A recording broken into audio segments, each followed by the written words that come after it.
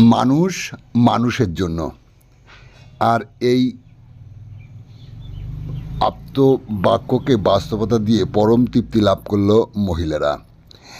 বর্তমান যুগে যখন মানুষের মধ্যে সততার দিন দিন কমতে চলেছে, ঠিক সেই মুহূর্তে সততার এক অনন্য নজির গড়ল স্থানীয় মহিলারা। রাস্তার ধারে পাওয়া টাকা ও জমির দলিল তুলে দিল ব্যাগের মালিকের হাতে। প্রত্যেক দিনের মতোই গোবরডাঙ্গা বিবেকানন্দ বিদ্যা মন্দির স্কুলে ছাত্রছাত্রীদের অভিভাবিকেরা মামুন দে, শুভ্রা মজুমদার তাদের ছেলেমেয়েদের স্কুলে দিয়ে অপেক্ষা করছিল পিকোলো মোড়ের সামনে। হঠাৎ তারা দেখতে পান এক ব্যক্তি স্কুটি নিয়ে যাওয়ার সময় ওই ব্যক্তির অলক্ষ্যে তার গাড়ি থেকে একটা ব্যাগ পড়ে যায়। প্লাস্টিকের ব্যাগ খুলে অভিভাবিকারা দেখতে পান ব্যাগের মধ্যে টাকা এবং একটি দলিল রয়েছে। তৎক্ষণাৎ তারা ব্যাগটি নিয়ে থানায় জমা দেন। অন্যদিকে ব্যাগের মালিক গোবরডাঙ্গা হায়দাদপুরের বাসিন্দা শিবু দাস কুণ্ডু ব্যাগটি খোঁজাখুঁজি করেন বিভিন্ন জায়গায়। পরবর্তীকালে অন্যের মাধ্যমে জানতে পেরে তিনি হাজির হন গোবরডাঙ্গা থানায়। শিবনাথ কুণ্ডু একটি বেসরকারি সংস্থার ডিলার হওয়ার দারুণ কালেকশনের টাকা এবং নিজের বাড়ির দলিল নিয়ে বাড়ি ফিরছিলেন। যাওয়ার পথে ঘটে যায় এই দুর্ঘটনা।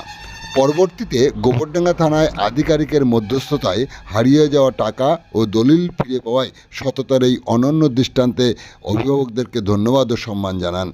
যদিও অভিভাবিকাদের সমাজসেবার মানসিকতা এবং সততার নজির এর আগে বহুবার দেখা গিয়েছে। মামুন দে বলে ও তার স্বামীসহ অন্যরা স্বেচ্ছাসেবী সংস্থা বাজিরাও ওয়েলফেয়ার ট্রাস্টের সঙ্গে যুক্ত হয়ে সমাজসেবামূলক বহু কাজে বছরভর করে থাকেন, এমনটি জানা যায় তাদের কাছ থেকে।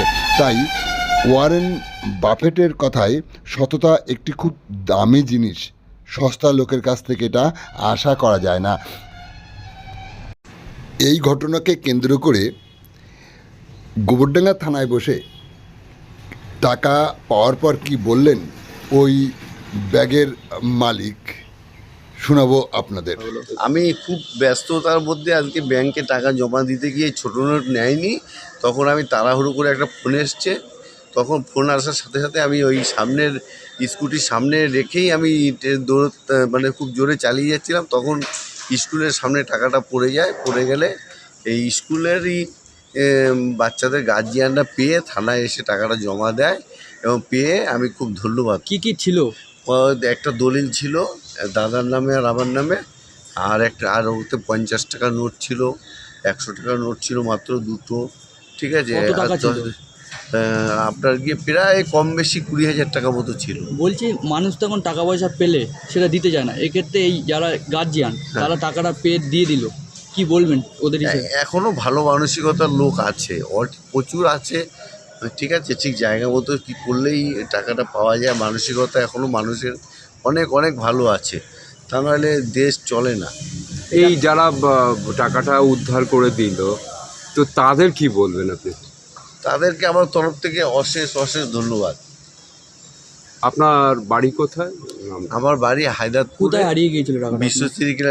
বিশ্বশ্রী ক্লাবের একদম পাশেই মন্দিরের গায়ে। কোথায় হারিয়ে গিয়েছিল? আমার টাকাটা বিবেকানন্দ বিদ্যা মন্দিরের সামনে। এরা বলছে টাকাটা নিয়ে কোথায় যাচ্ছিলেন আপনি? আমি বাড়ি যাচ্ছিলাম, তারা একটা ফোন এসেছিল। মানে ব্যাংক থেকে টাকা তুলে বাড়ি যাচ্ছে? না না না, ব্যাংক থেকে না, এই টাকাটা আমার এই কালেকশন করার টাকা। আমি হিন্দুস্তান লিভারের আরএস, আমার টাকা কালেকশনের টাকাই ছিল। ব্যাংকে ছোটো নোট নেয় না বলেই রিটার্ন এসছে। আপনার নামটা বলবেন? শিবনাথ কুণ্ডু, বিবেকানন্দ বিদ্যা মন্দিরের সামনে। আপনারা কি করেন? আমরা সবাই হাউস ওয়াইফ। ওখানে ঘটনাটা কি হয়েছিল? আপনার ছেলে মেয়েদেরকে দিতে গিয়েছিল? হ্যাঁ হ্যাঁ, দিতে এসেছিলাম স্কুলের সামনে বাচ্চা দিতে এসে আমরা কিছুটা সময় অভিভাবকরা মিলে ওখানে গল্প গুজব করি। হঠাৎ করেই একজন স্কুটিতে প্রচণ্ড দ্রুত গতিতে যাওয়ার ফলে দেখলাম হঠাৎ একটা প্যাকেট পড়ে গেছে। তা আমরা বললাম যে প্যাকেটের মধ্যে কি আছে একটু দেখার জন্য। তা ও তুলে দেখলো ওর মধ্যে টাকা দলিল সমস্তটাই রয়েছে। আমরা কিছুক্ষণ অপেক্ষা করেছিলাম যদি সে ব্যক্তি আসে, কিন্তু সময় নষ্ট না করে আমরা সরাসরি থানায় চলে এসেছি।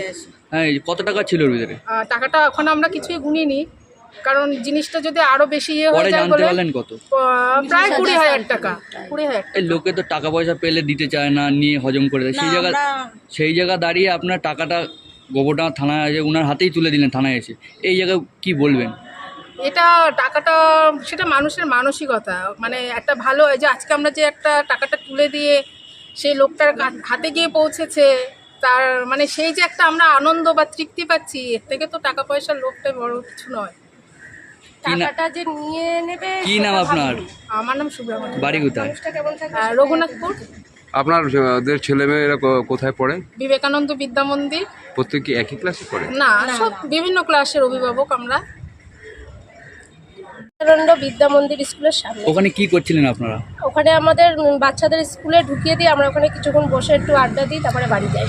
তাই এই যে টাকা পয়সা পেলে তো মানুষ খেয়ে নেয়, দিতে চায় না, সেখানে দাঁড়িয়ে আপনারা টাকা পয়সা ফেরত দিয়ে দিচ্ছেন, কি বলবেন? না, উনি যা দ্রুত গতিতে যাচ্ছিল, আমরা ভাবলাম যে ওনার টাকাটা খুব দরকারি জিনিস, উনি ফেলে চলে গেছে। আমরা অনেকক্ষণ পিছনে ডেকেছি, উনি সাড়া দেননি, তার জন্য আমরা টাকাটা কুড়িয়ে নিয়ে থানায় এসেছি। তারপরে কি করলেন? থানায় এসে জমা করেছি। ক টাকা শুনলেন? তখন তো আমরা জানতাম না কত থানায় এসে টাকা। কত টাকা নিলেন? থানায় এসে জানলাম 19,000 20,000 কত। আর কি ছিল ওর মধ্যে? আর একটা দলিল ছিল। এই যে টাকাটা ফেরত দিয়ে কি মনে হচ্ছে আপনাদের? ভীষণ ভালো লাগছে, উনি টাকাটা পেয়েছে, এটাই, আর কিছু না। কি নাম অন্য আপনার? লোকদের কি বলবেন যারা এরকম? সব মানুষরাই পাশে দাঁড়ানো উচিত। কোন মানুষের টাকা যে কোথায় পড়ে যায়, কি উপকারে লাগে, সে তো কেউ বলতে পারে না। উনি কত কষ্ট করে টাকাটা জোগাড় করে কোনো জায়গায় নিয়ে যাচ্ছেন কোনো ভালো কাজের জন্য, তাই আগে টাকাটা তাকে দিয়ে দেওয়াই উচিত। আপনার এটা- নামটা কি? আমার নাম মামুন দে, বাড়ি কোথায়? বাড়ি গোবরডাঙ্গা।